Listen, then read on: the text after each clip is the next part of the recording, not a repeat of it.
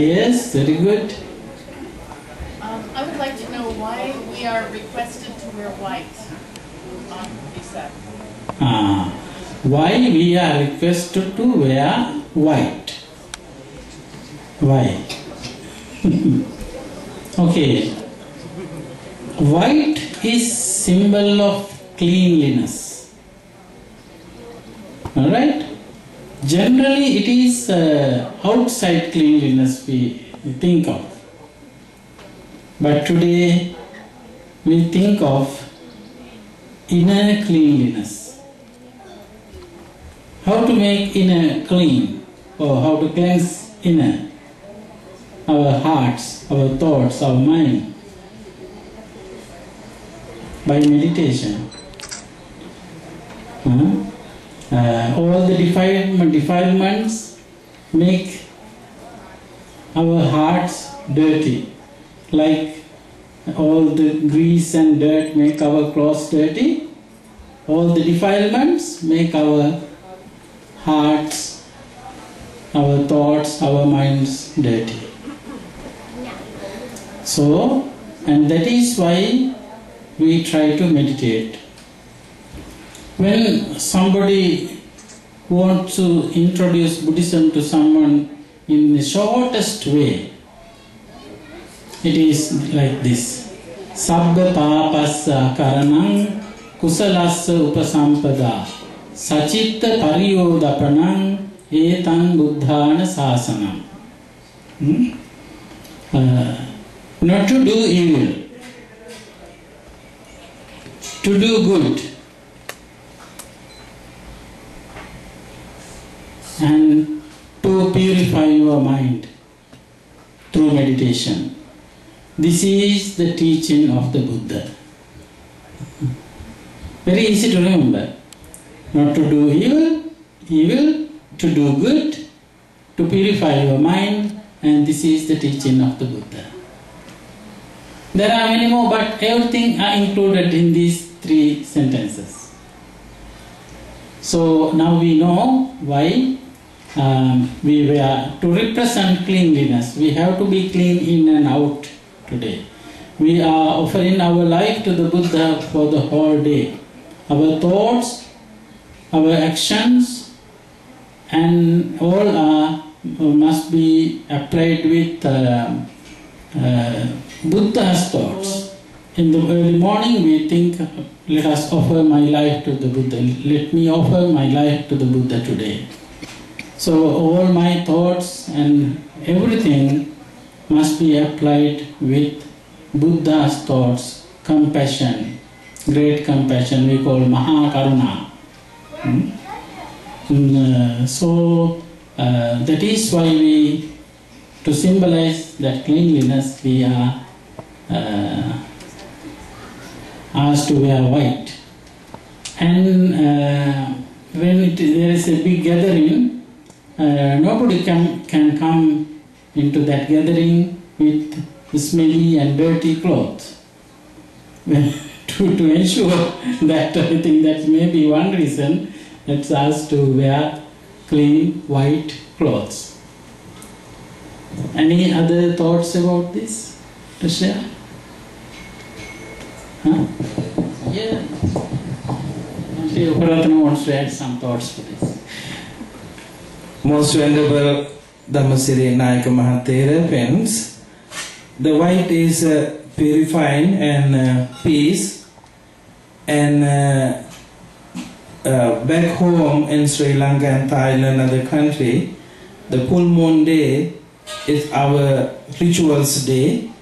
We are wearing lay people dressing the white color in order to come to the temple.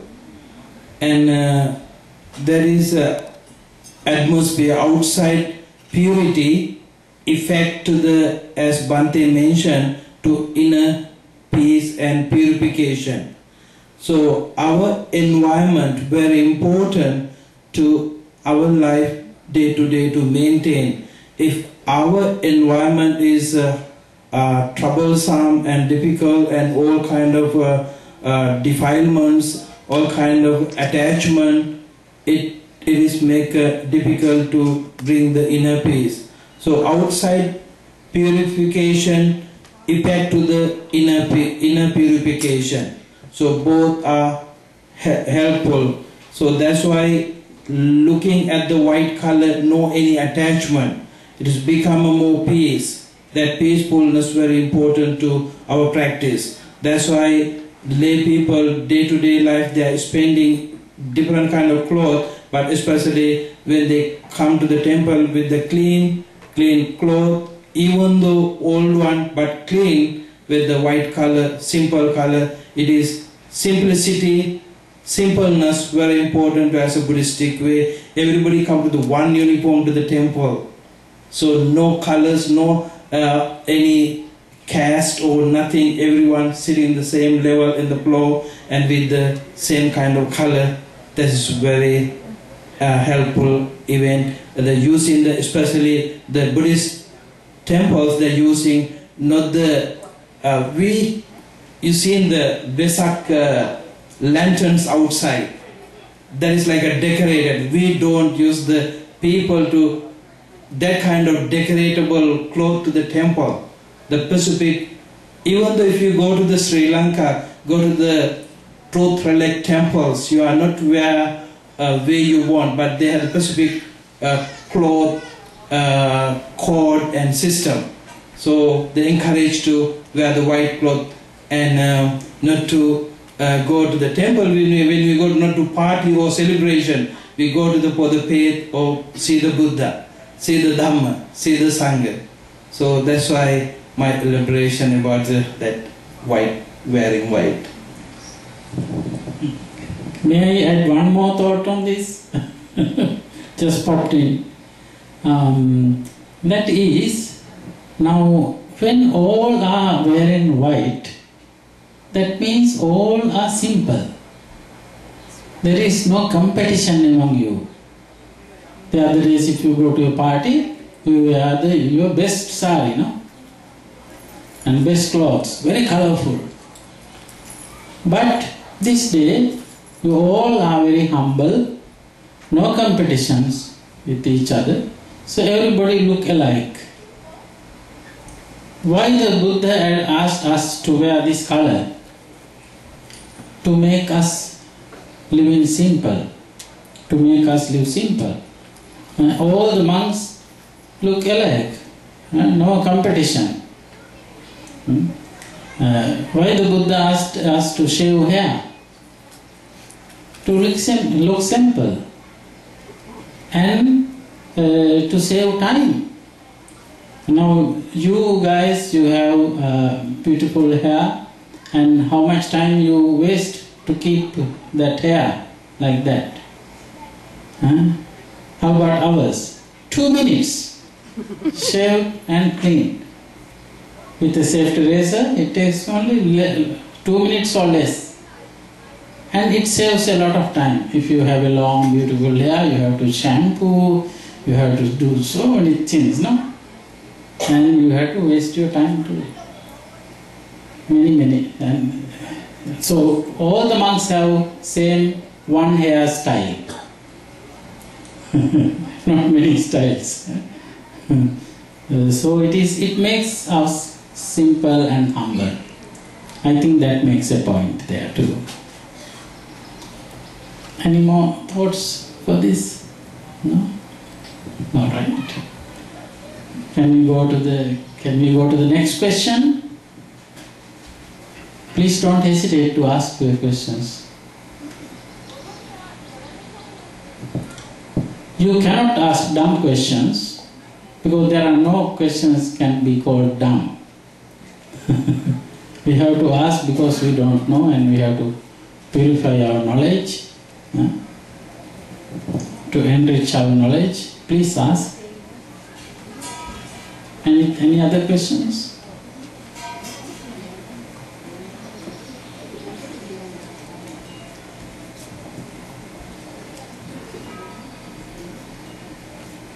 Then let me invite my American friends to say a few words, whatever you like to share with them, our groups. 5 minutes each person. Okay? Mat comes first.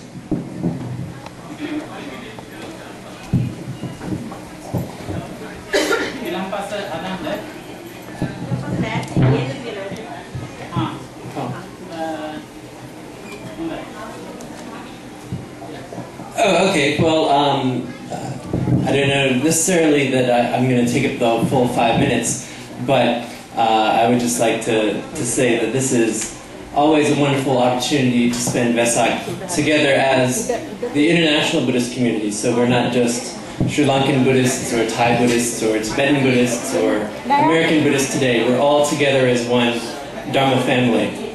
And I think that's one of the most important lessons of the Buddha Dhamma, is that it's not focused on any particular group of people.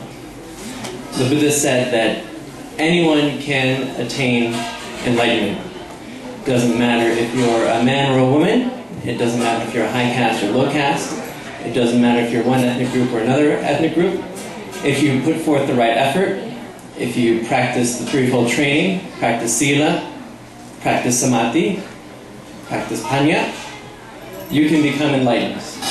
And if you put forth enough heroic effort, even in this very life. And, you know, oh, it's back, okay. I think a lot of times, especially not living in a Buddhist country, that we forget the promise of Buddhism in our day-to-day life. We're going to our jobs, we're going to meet friends, we're going to do all the obligations we have in a day.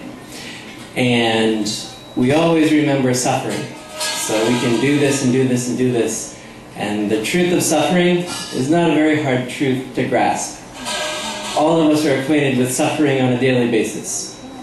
What is hard to grasp is the truth of the cessation of suffering. And I think this is the key to the Buddha's insight. The Buddha was not the first person to teach that there's suffering in the world.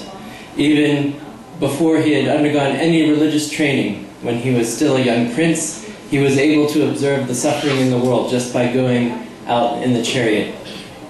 But what took him 6 years of effort to develop was the path to the cessation of suffering. And on Vesak, the reason we celebrate the three wonderful events we celebrate today, the birth of the Buddha, the enlightenment of the Buddha, and the parinibbana of the Buddha, is because the Buddha showed us the path to cessation of suffering. And I think, since there's no Zen monk here, we'll keep it short and sweet.